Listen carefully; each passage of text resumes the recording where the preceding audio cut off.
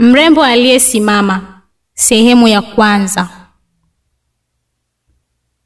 Katika kijiji cha Manyanga, kusini mwa jiji la Dar es Salaam, palikuwa na msichana mmoja aliyeitwa Miriam. Alikuwa mwanafunzi wa kidato cha pili katika shule ya sekondari ya serikali.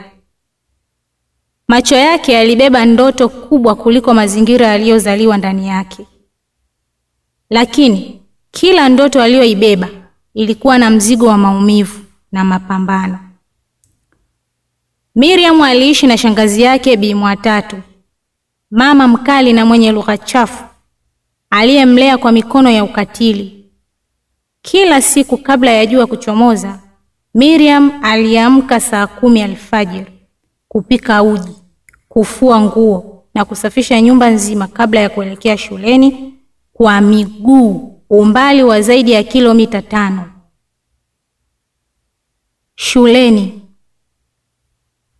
Shuleni Miriam hakupata faraja.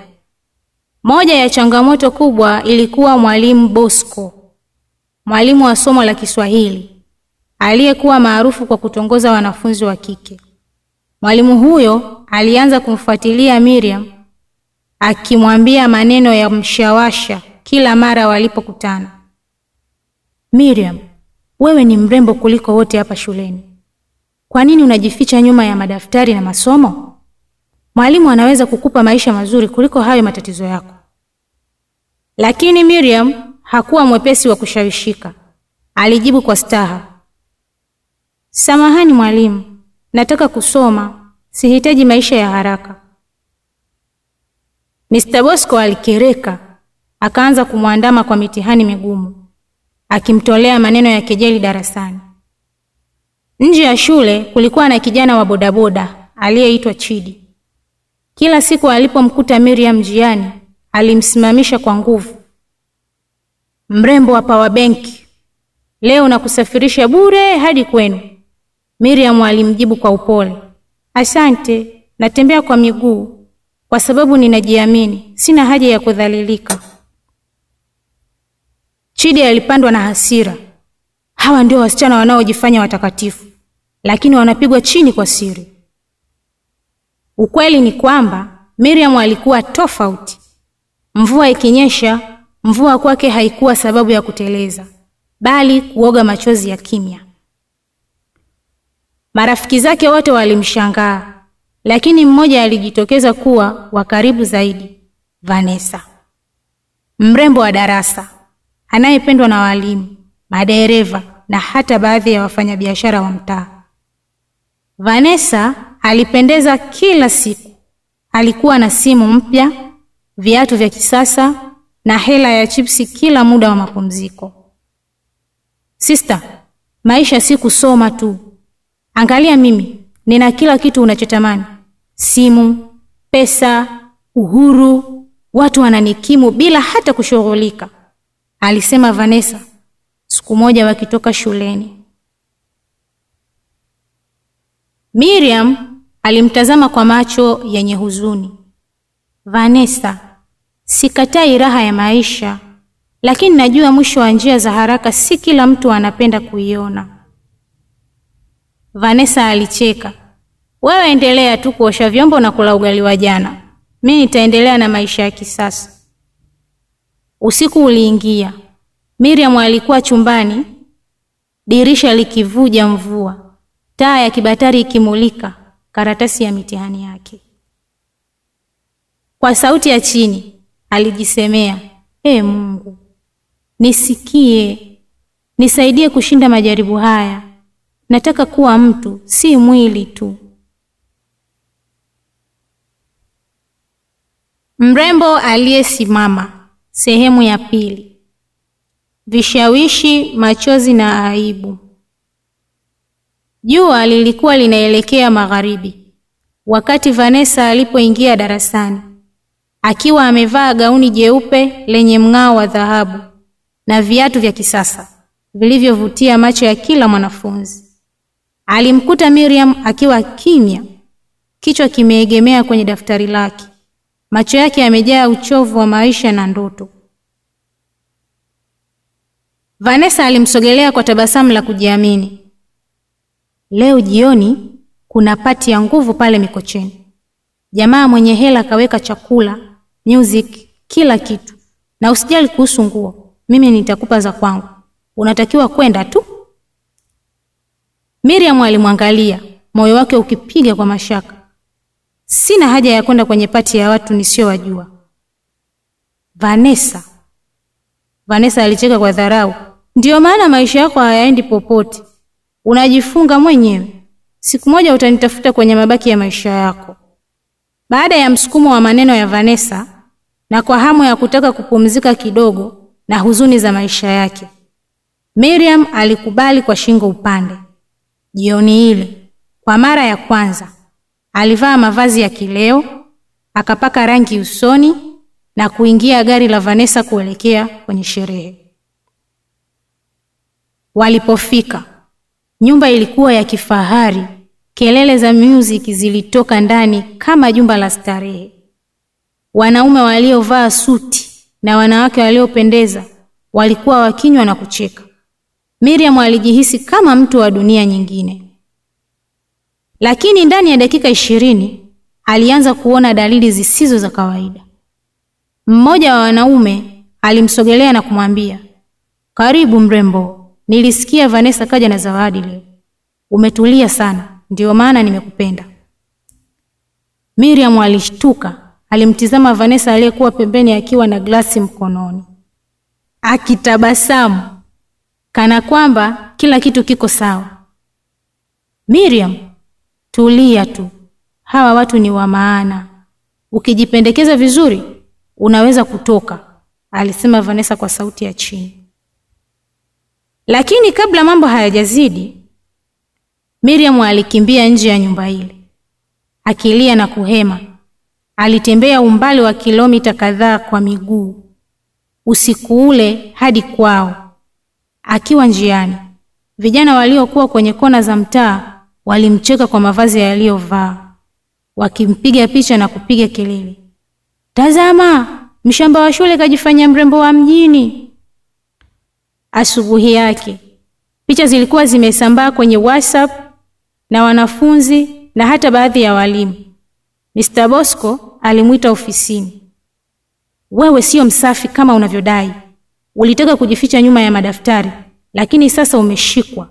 Kama unataka niache kukuharibia alama, lazima unifanyie unachojua." Miriam alimtazama mwalimu kwa macho ya uchungu. "Nitafeli, lakini sitajiuza kwa mtu kama wewe." Mr. Bosco alitabasamu kwa mdomo, lakini macho yake yalionyesha hasira. Alichukua karatasi ya mtihani na kuandika alama 0 bila kusahihisha.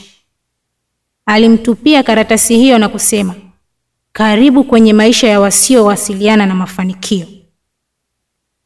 Wiki hiyo, alama za Miriam zilishuka ghafla. Walimu wengine walimkwepa kwa sababu ya maneno yaliyokuwa yameenea. Vanessa alizidi kuwa maarufu. Maisha yake ya kifahari yakiwa kivutio kwa wasichana wengine wa shule. Chidi, bodaboda wa mtaani, naye hakuacha tabia yake. Siku moja alimpakia Miriam kwa nguvu alipokuwa akitoka shuleni, akidai kumpeleka nyumbani. Lakini Miriam alipiga kelele na vijana wa mtaa walimzingira Chidi na kumshushia kichapo mbele za watu. Miriam alikimbia nyumbani kwa machozi. Alijifungia chumbani na kwa mara nyingine akapiga magoti, akiomba kimya kimya. Mungu, sijui kama najikosea au niko sahihi, lakini naomba usiniache. Usikubali nife nikiwa bado sijafikia ndoto yangu." Siku chache baadaye, asubuhi ya baridi, watu wa NGO moja walifika shuleni wakitafuta wanafunzi bora wa kuwapa ufadhili. Mwalimu mmoja wa kike aliyempenda Miriam aliwasogezea daftari lake la zamani lililokuwa limejaa bidii, maandishi ya ndoto na picha ya taulo ya daktari.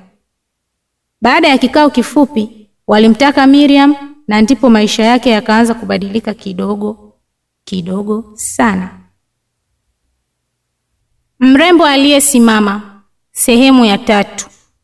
Mwisho wa safari, nafasi mpya.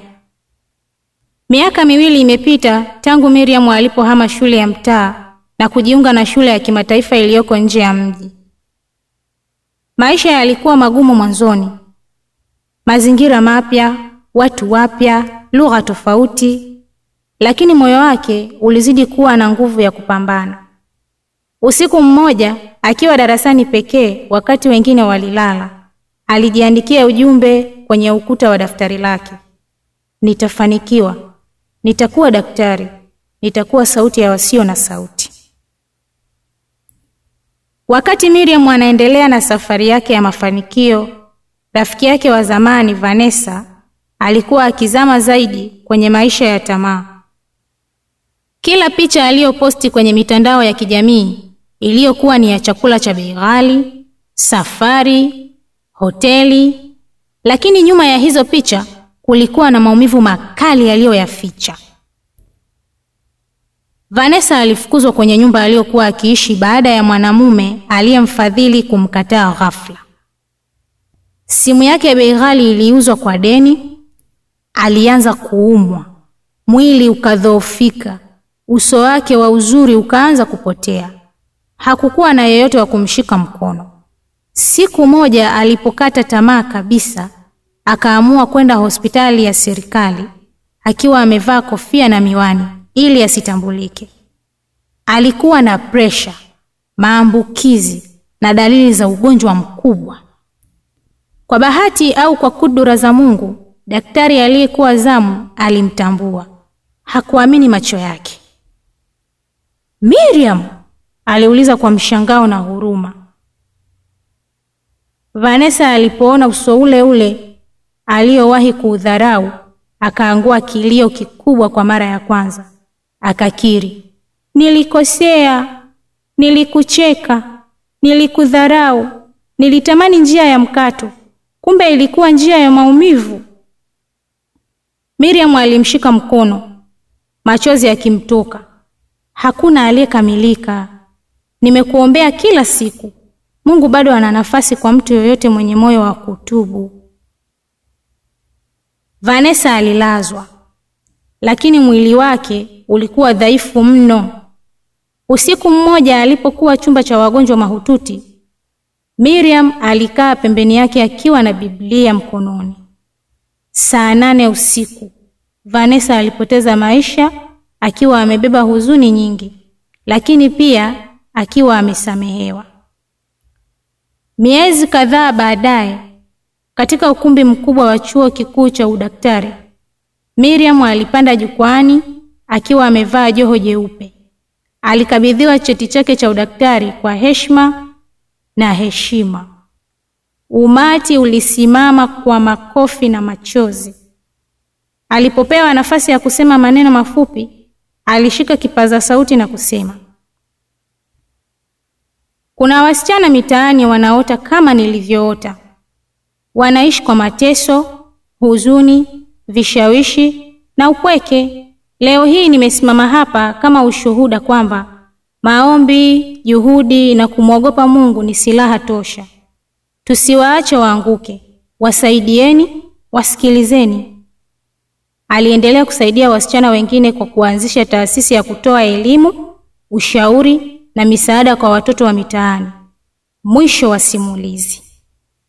Ujumbe wa simulizi hii: maisha yana mitihani mingi, lakini maamuzi yetu ndiyo yanayotufikisha mwisho mzuri au mbaya. Miriam alichagua kusimama kwenye misingi yake.